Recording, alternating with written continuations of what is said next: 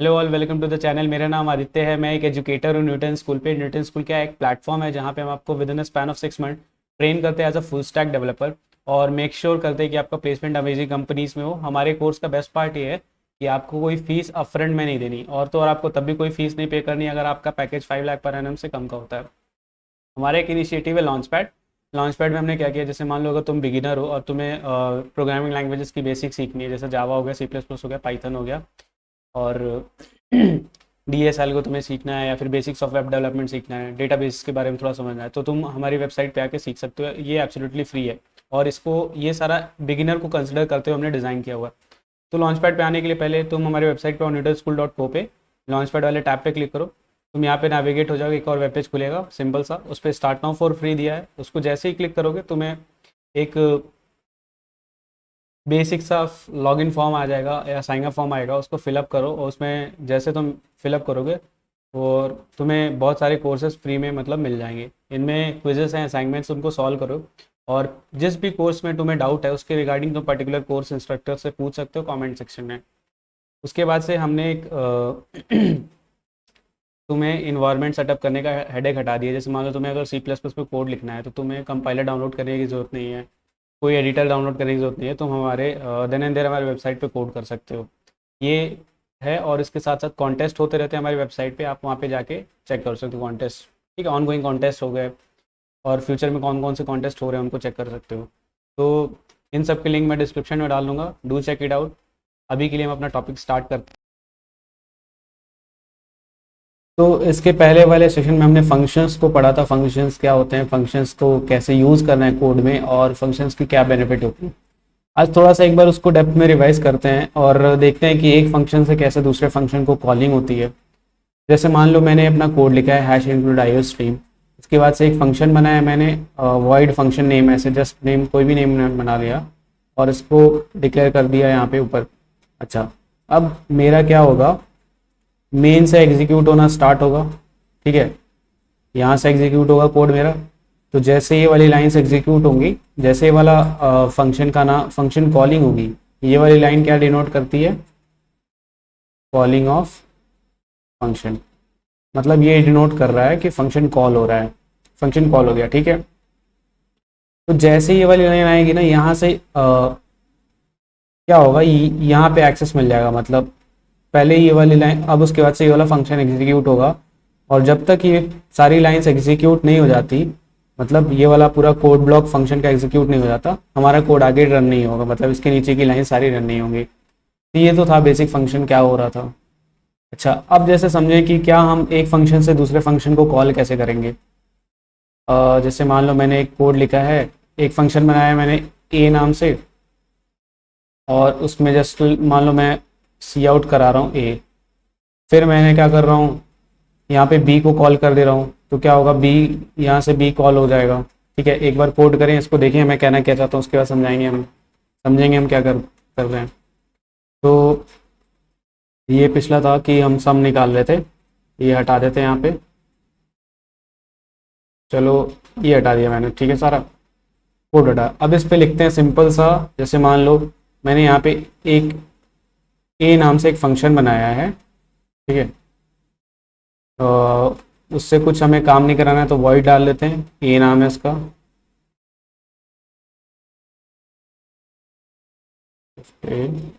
And C out करा दे रहे हैं, आई एम इन फंक्शन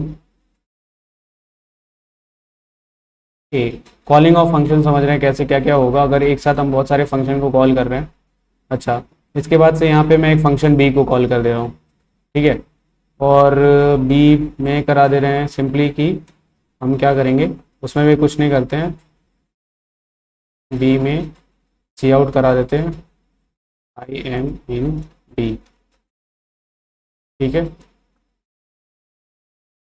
और वापस से एक बार हम इसमें से ए को कॉल करा दे रहे हैं, और यहाँ पे लिख दे रहे हैं कि cout we executed calling of functions.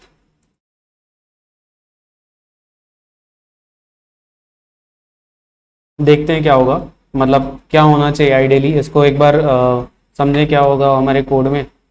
एक बार इसका स्निपेट ले लेते हैं। देखो क्या होगा, हमारा कोड रन होना शुरू होगा, ठीक है। यहाँ से आएगा, मेन से एग्जीक्यूशन स्टार्ट होगा, मेन से आया, जैसे ये वाली लाइन आई ए, तो ए के पास कंट्रोल आ गया यहाँ से। अब जिसकी नीचे वाली लाइन अभी एग्जीक्यूट नहीं होगी, 15 वाली लाइन एग्जीक्यूट नहीं होगी, जैसे लाइन नंबर 14 पे हम आएंगे, हमारा कंट्रोल कहाँ आ जाएगा, यहाँ पे आ जाएगा। अब हम ए वाले फंक्शन में आ जाएंगे, तो ये पहले एग्जीक्यूट होगा। इसमें पहला लाइन क्या है, आई एम इन फंक्शन ए, तो पहले ये प्रिंट होगा, आई एम इन फंक्शन ए। समझ रहे हो कैसे कॉलिंग हो रही है, फंक्शन ए, ठीक है, ये हो गया। अच्छा, इसके बाद जैसे ये वाली लाइन हुई एग्जीक्यूट, हैंडल हुआ, नेक्स्ट लाइन में हम आ जाएंगे। फिर इसने क्या किया, बी को कॉल कर दिया। बी हमारा कहाँ है, बी यहाँ है, बी के पास एक्सेस आ जाएगा। अब बी वाला एग्जीक्यूट होगा, बी वाला एग्जीक्यूट क्या कराना चाहता है, आई एम इन बी, तो सेकेंड वाली लाइन में क्या होगा, I am in B print होगा। अच्छा, उसके बाद से देखो वापस से ए कॉल हो रहा है, तो वापस से ये वाला एक्सेस इसको मिल जाएगा, ठीक है। दोबारा यहाँ पे आएंगे तो वापस इसको ए वाला यहाँ मिल जाएगा। फिर वापस से क्या होगा, cout I am in function A. अब जैसे वापस से आओगे, फिर यहाँ क्या लिख रहा है, बी, बी में आओ, वापस यहाँ आ रहा है। और ये चीज़ देखो बार बार हो रही है, तो वो क्या रहा होगा, कुछ समझ रहे हो, बार बार एक फंक्शन दूसरे को कॉल करता रहा है, तो हम कहीं स्टॉप हो पाएंगे क्या। इसको एक बार रन करें, देखिए इंटरेस्टिंग सा रिजल्ट आएगा हमारा। एक रन कराते देखते क्या आ रहा है, क्या आ रहा है output, A was not declared in this scope. Okay, A को यहाँ पे नहीं कॉल कर सकते क्योंकि उसको हमने डिफाइन नहीं किया है, तो वो हटा देते हैं। अब रन कराते हैं, देखो क्या आना चाहिए आउटपुट हमारा। पहले क्या आया, function I am in function A, दूसरा दूसरा इसके बाद क्या आया, I am in function B. पहले आउटपुट क्या है, आई एम इन फंक्शन ए, उसके बाद आया I am in function B, उसके बाद से आया क्या, we executed calling of functions. तो पहले क्या हुआ, जैसे ए को एक्सेस मिला, ए यहाँ से आया, ए ने एग्जीक्यूट करा आई एम इन फंक्शन ए, फिर यहाँ बी कॉल हुआ, बी कॉल होगा तो यहाँ पे बी को एक्सेस मिला, बी ने क्या किया, print I am in B, B का काम खत्म हो गया, ठीक है। अब इसके बाद से इसने क्या करा, जब बी का काम खत्म हो गया तो ए रिटर्न हो गया, वापस से ए आया, ए के लास्ट में ये वाली लाइन एग्जीक्यूट हो गई। नहीं समझ में आएगा, एक बार और समझते हैं हमने क्या करा। इसको एक बार डायग्राम ड्रॉ करेंगे, समझ में आएगा। देखो क्या हो रहा होगा, कॉल स्टैक क्या होता है, कॉल स्टैक कुछ याद है, तो कॉल स्टैक को एक बार हम ऐसे ड्रॉ कर लेते हैं। मतलब स्टैक वैसे ऊपर नीचे होता है, बट मैं ऐसे ड्रॉ कर रहा हूँ। देखो पहले मेन को से एग्जीक्यूट होना शुरू हुआ हमारा कोड, मेन में आए, मेन में हमने किसको कॉल किया, पहले ए वाले फंक्शन को, ए को कॉल किया हमने, ठीक है। ए कॉल हुआ, ए में क्या है, मुझे एक लाइन प्रिंट करानी है, ठीक है, वो मैंने करा दी। चलो आई एम इन फंक्शन ए मैंने प्रिंट करा दी, लेकिन उसके बाद क्या कर रहा हूँ मैं, बी को कॉल कर रहा हूँ, बी को कॉल कर रहा हूँ। बी में आते मैंने क्या करना है, एक प्रिंट कराना आई एम इन बी। अब उसके बाद देखो बी का काम खत्म हो गया, तो बी को रिटर्न भी तो होना पड़ेगा, मतलब बी का काम खत्म हो गया तो वापस कंट्रोल किसके पास आ जाएगा, लास्ट एग्जीक्यूटेड फंक्शन जो है ए के पास आ जाएगा। उसके बाद से लास्ट एग्जीक्यूटेड मेन में आएगा, मेन में हमें क्या कराना है, बस एक लाइन ये प्रिंट करानी, we executed calling of function. तीनों लाइन देखो ऐसे ही प्रिंट हो रही हैं, पहले ए वाला ब्लॉक प्रिंट हो रहा है, फिर बी वाला प्रिंट हो रहा है, वापस से बी का जब काम खत्म हो जाए ये दोनों पॉप होके लास्ट में मेरा क्या हो रहा है, कॉलिंग ऑफ फंक्शंस प्रिंट हो रहा है, ठीक है। तो ये ऐसे था कॉलिंग ऑफ फंक्शंस। अब एक काम करें, इसमें एक चीज़ और समझें, जैसे मतलब स्कोप क्या होता है, और वेरिएबल्स को अगर मान लो, अगर हम दो फंक्शन बना रहे हैं, ऐसा सोचें कि मतलब मैंने मान लो यहाँ पे सम करके एक फंक्शन बनाया है, ठीक है, यहाँ पे इंट ए लिखा है, और यहाँ पे मल्टीप्लाई नाम का एक वेरिएबल फंक्शन बनाया है मैंने, इसमें भी एक वेरिएबल इंट ए डिक्लेयर किया है। तो इनके साथ क्या होगा, मतलब क्या ये दोनों सेम ट्रीट होंगे, सेम बॉक्स को इंडिकेट कर रहे होंगे, सेम बकेट को इंडिकेट कर रहे होंगे, या अलग अलग इंडिकेट कर रहे होंगे। तो इसी के लिए क्या होता है, जैसे मान लो कॉल स्टैक से ही समझेंगे, हमने एक कोड लिखा, मल्टीप्लाई करना है मुझे, लेट्स से ए और एक बी नंबर मिल रहा है, इसका कोड लिखना है हमें। तो यहाँ पे मैंने डिक्लेयर किया इंट ए इक्वल्स टू 10, और ये मान लें पास हो रहा है इंटीजर ए, इंटीजर बी, और ये मुझे 10 भी डिक्लेयर कर 10 दे दिया मैंने, और यहाँ पे बी को 20 दे दिया। और मैं यहाँ पे सम कर रहा हूँ इंट ए और इंट बी का ही। ए को मैंने दे दिया 20 और बी को दे दिया 10। तो क्या होना चाहिए, मतलब यहाँ पे ए को तुम 10 दे रहे हो, बी को 20 दे रहे हो, ए को यहाँ 20 दे रहे हो और बी को 10 दे रहे हो, कन्फ्यूजन आ रहा है ना। तो इसीलिए हम स्कोप को इंट्रोड्यूस करते हैं। स्कोप मतलब कि क्या रेंज है और वो वेरिएबल का एक्सेस कहाँ तक है। जैसे स्कोप दो टाइप से होती है, लोकल स्कोप और ग्लोबल स्कोप, ठीक है, और ग्लोबल स्कोप, दो बार ही लिख दिया मैंने इसको, ग्लोबल स्कोप। जैसे तुमने अगर कोई वेरिएबल डिफाइन किया है इंट ए और वो किसी ब्लॉक में है, जैसे मान लो मैंने एक फंक्शन में डिफाइन किया है इंट ए, तो इंट ए का जो ना जहाँ तक उसकी लाइफ टाइम है वो इतने ही तक है, इसी कोड ब्लॉक तक है, इसके बाद से इंट ए को कोई जानता नहीं है। तो मतलब यहाँ पे जो हमने ए डिक्लेयर किया है और यहाँ पे जो अलग अलग ए डिक्लेयर किया है, यहाँ से कोई कंफ्यूजन नहीं आएगी, क्योंकि ये वाला ए इस पर्टिकुलर ब्लॉक के लिए है और ये वाला ए इस पर्टिकुलर ब्लॉक के लिए है। मतलब कहने का मतलब ये है कि मैंने जो ए डिक्लेयर किया है उसको ये डिफरेंटली ट्रीट करेगा। यहाँ पे एक नया ए बनेगा जिसमें 10 वैल्यू जाएगी, यहाँ नया बी बनेगा वहाँ भी 20 जाएगी, यहाँ नया ए बनेगा वहाँ 10 जाएगा, यहाँ 20 जाएगा, ठीक है, इससे कोई कन्फ्यूजन नहीं होगा। बट अगर मैं वही एक काम कर दूँ, जैसे यहाँ पे लिख दूँ A equals to 10, B equals to 20 और यहाँ पे मैं कर दूँ ए प्लस बी और यहाँ कर दूँ ए स्टार बी, तो देखो, और इन सबको एक बॉक्स में डाल दूँ, तो इन सबके लिए रेफरेंस क्या होगा, ए और बी यही हो गया। तो यहाँ पे क्या हो गया, दोनों के लिए सेम ही आओगे, सेम ही मतलब नंबर्स की तरह ट्रीट होंगे, अलग अलग वैल्यूज नहीं ट्रीट होंगी। तो ये क्या हो गया, ग्लोबल हो गया और ये हो गया लोकल। थोड़ा इसको एग्जांपल समझें फिर और इसको एलैबोरेट करेंगे।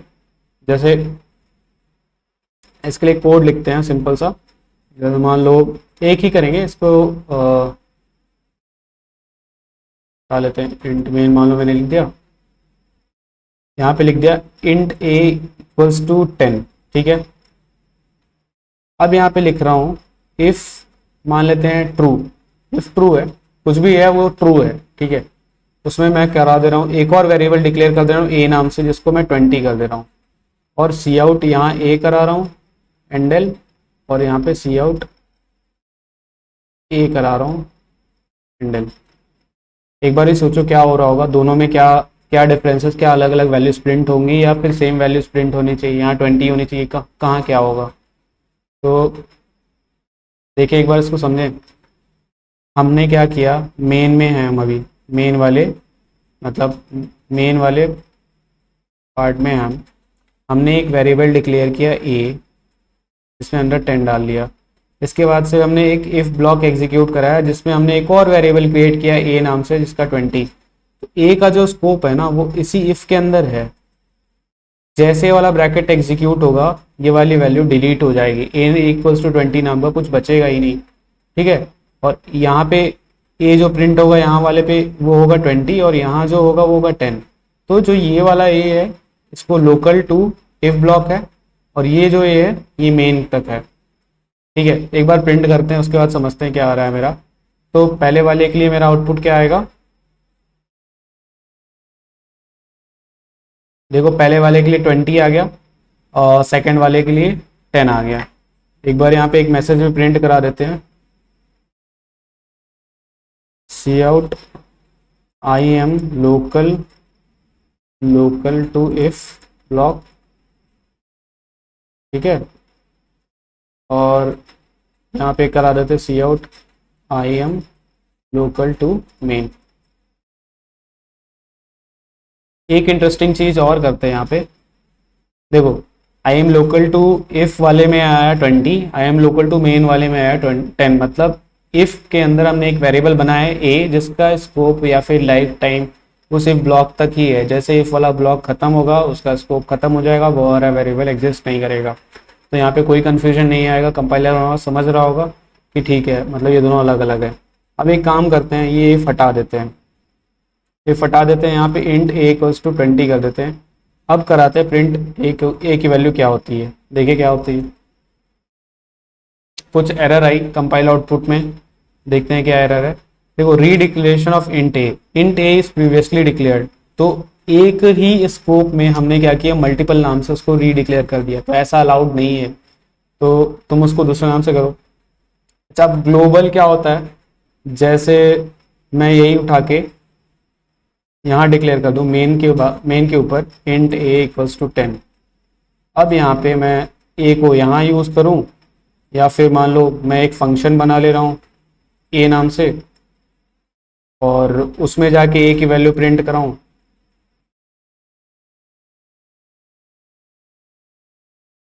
यहाँ पे ए की वैल्यू प्रिंट कराऊं, सारी जगह सेम आएगी। देखो,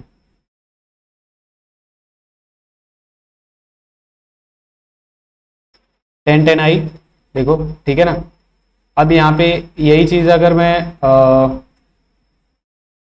यहाँ पे कर दूं सिंपली, और यहाँ पे एक इंट ए इक्वल्स टू 20 कर देता हूँ। अब प्रिंट करते देखिए क्या आएगी, 20 आती है, क्या आती है, 10 आती है। 20 10 हो गई। क्यों हो गई 20 10? क्योंकि अब जो है यहाँ पे एक बार स्निपेट लें इसका। देखो, अभी क्या होगा, मेन से एग्जीक्यूट हुआ, जैसे ए को कॉल हुआ, मतलब ए कॉल हुआ, फंक्शन हमारे पास ये है। ए के अंदर, ए के फंक्शन के अंदर एक नया वेरिएबल बना 20, और इसका जो स्कोप है वो सिर्फ ए तक ही है। तो जैसे ये वाली लाइन खत्म होगी ना, ये वाला फंक्शन अपना मेमोरी डिलीट करेगा, जब भी डिलीट होगी तो ये वाला वेरिएबल वैसे ही डिलीट हो जाए। और ये ए इक्वल्स टू 20 कहाँ है, मेन में है, मेन वाले फंक्शन में है, A equals to 20, A equals to 10। तो इसका स्कोप यहाँ तक है, मेन में है पूरा। तो जैसे ये वाला खत्म होगा, कॉलिंग रिटर्न हो जाएगा, ये वाला अलग वेरिएबल की तरह ट्रीट हुआ इस फंक्शन में, इसका अलग। तो लाइफ टाइम और स्कोपिंग समझ में आ रही क्या होता है। और ठीक है, अब इसमें जैसे मान लो कि तुम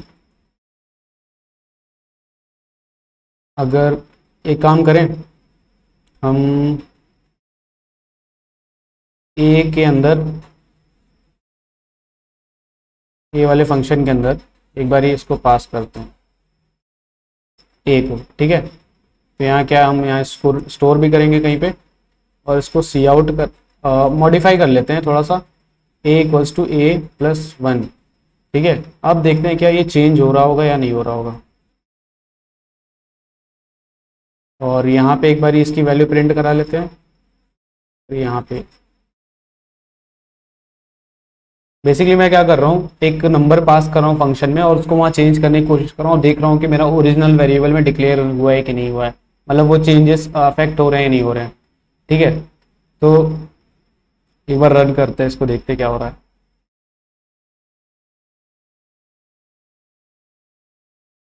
एरर आ गई यहाँ पे सेमी कॉलन वाली, इस वजह से रन नहीं हो रहा।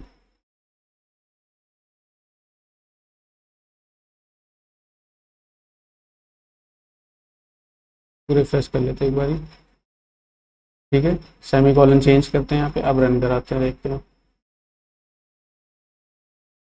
देखो,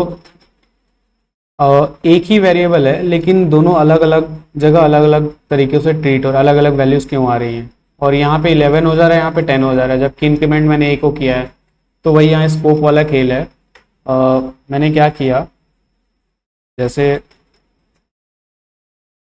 जब मैंने ए को यहाँ डिक्लेयर किया, तो मेन में क्या हुआ मेरा, सॉरी, मेन में क्या हुआ मेरा, ऐसा समझते हैं, मेन वाला ब्लॉक है मेरा, मेन वाला, उसमें क्या हुआ, एक वैल्यू क्रिएट हुई, ए इक्वल्स टू 10, ठीक है जी। उसके बाद से तुम ए को कॉल कर रहे हो, तो तुम्हारा यहाँ पे ए में 10 कॉल हो गया, मतलब 10 पास कर दिया तुमने, ठीक है, 10 के साथ। अच्छा, अब यहाँ पे एक लाइन बची है जो तुम्हें एग्जीक्यूट करानी है, लाइन नंबर 12 एग्जीक्यूट करानी है, अभी प्रिंट करानी है, इसको यहाँ पे लिख लो, ठीक है। रेफरेंस की बाद में हमें जब रिटर्न होंगे तो उसको प्रिंट करानी है। ए इक्वल्स टू 10 है मेरे पास। अब इसमें हम क्या कर रहे हैं, ए की वैल्यू को इंक्रीमेंट कर रहे हैं, सिंपली 1 से बढ़ा दे रहे हैं। तो यहाँ क्या होगा, ए की वैल्यू 11 होगी, और यहाँ पे हम प्रिंट करा रहे हैं सी आउट ए, तो यहाँ पे 11 हो गया। जैसे ही ये वाला फंक्शन रिटर्न होगा ना, ये वाला पूरा ब्लॉक डिलीट हो जाएगा। तो तुमने इसमें जो भी मॉडिफिकेशन की होंगी वो यहाँ वाली वैल्यूज में नहीं दिखेंगी। और जब ये तुम प्रिंट करोगे लाइन नंबर 10 12, तो अभी तो इसके पास कुछ मॉडिफिकेशन नहीं है, ए की वैल्यू 10 ही है, तो इसलिए 10 प्रिंट हो रहा है सिंपली। तो यही था, और इसको हम पास बाय वैल्यू कहते हैं। अगर इसी को मैं एड्रेस पास करूंगा तो हो सकता है चेंजेस इफेक्ट हो। जैसे अगर मैं क्या करूं, यहाँ पे बस सिंपली एक चीज़ लगा दूं, एंड ऑपरेटर लगा दूं, मतलब मैं एड्रेस पास कर रहा हूँ अगर इसका, तो देखते हैं क्या होता है चेंजेस। देखो अब 11 आ गया। क्यों 11 आया? क्योंकि यहाँ पे जो एड्रेस ऑफ ऑपरेटर है, इसको एड्रेस ऑफ ऑपरेटर भी बोलते हैं। जैसे यहाँ पे मैंने क्या किया, एंड लिख दिया सिंपली, इससे क्या हुआ, ये वाले वैल्यू की मान लो, एक बार इसको एरेज कर देते हैं पूरा। जैसे यहाँ पे मैंने क्या किया, इंट एड्रेस ऑफ लिख दिया, इसको एड्रेस ऑफ ऑपरेटर बोलते हैं, एड्रेस ऑफ। तो जो ये वैल्यू ए में मेन में डिक्लेयर थी ना, जैसे मान लो 10 डिक्लेयर थी और इसका 100 एड्रेस मान लेते हैं 100 है, तो अब इसका वैल्यू नहीं पास हुई है, ये इसका एड्रेस पास हुआ है। तो हम यहाँ क्या कर रहे हैं, बेसिकली एक रेफरेंस पास कर रहे हैं जो यहाँ पे जा रहा है और यहाँ पे स्टोर हो रहा है, ठीक है। अब कह रहा है ए में जो भी तुम यहाँ चेंजेस करोगे वो वाले चेंजेस यहाँ भी दिखेंगे, क्योंकि तुमने जो है एड्रेस पास करके किया है, तो इसको पास बाय रेफरेंस बोलते हैं। तो ये था मतलब इस वाले वीडियो के लिए हमने पास बाय रेफरेंस पढ़ा, स्कोप पढ़ा, वेरिएबल्स का, लोकल क्या होता है, ग्लोबल क्या होता है, लाइफ टाइम पढ़ी, कितने तक डिक्लेयर होता है, कॉलिंग ऑफ फंक्शंस कैसे होते हैं, मतलब एक फंक्शन से दूसरे फंक्शन को कॉल कर रहे हैं तो क्या होगा, और मल्टीपल फंक्शंस को कैसे कॉल करते हैं ये भी देखा हमने। तो इस वाले वीडियो के लिए बस इतना ही, और तुम लॉन्च पैड पर जाके हमारे कोर्सेज देखो, उनमें एनरोल करो, असाइनमेंट सॉल्व करो। That is it, see you in the next video.